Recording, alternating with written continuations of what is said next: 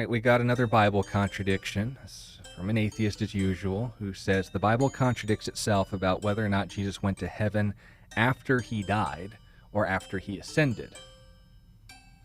So in Luke 23:42 it says, "Then he said to Jesus," this is the thief on the cross, "Lord, remember me when you come into your kingdom." And Jesus said to him, "Assuredly I say to you, today you will be with me in paradise."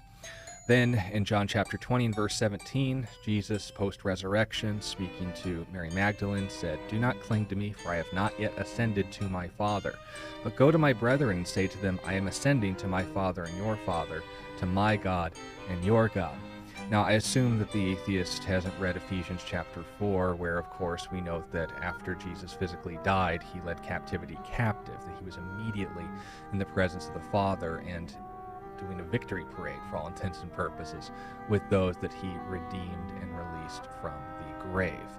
But that's neither here nor there. Let's ask the question, when we see the accusation of a contradiction, what does that word even mean? It means that something's claiming to be in violation of the second formal law of logic. A does not equal non-A. Two things in the same way and in the same sense are both claiming to be true and at the same time canceling each other out.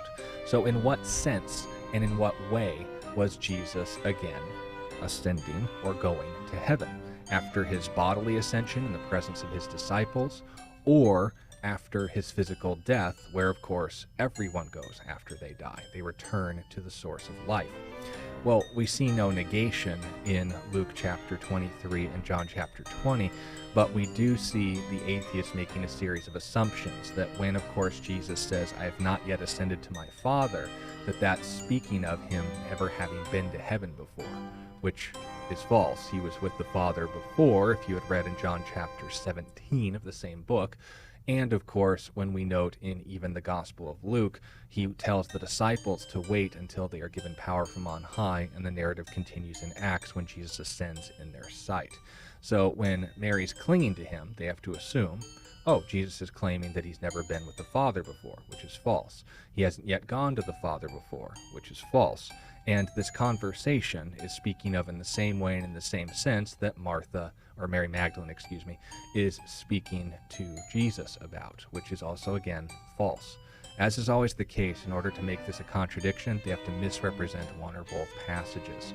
You do the atheist and yourself, more importantly, a favor by just looking these things up and having a cursory understanding of them, as well as what a contradiction is. Know what words mean.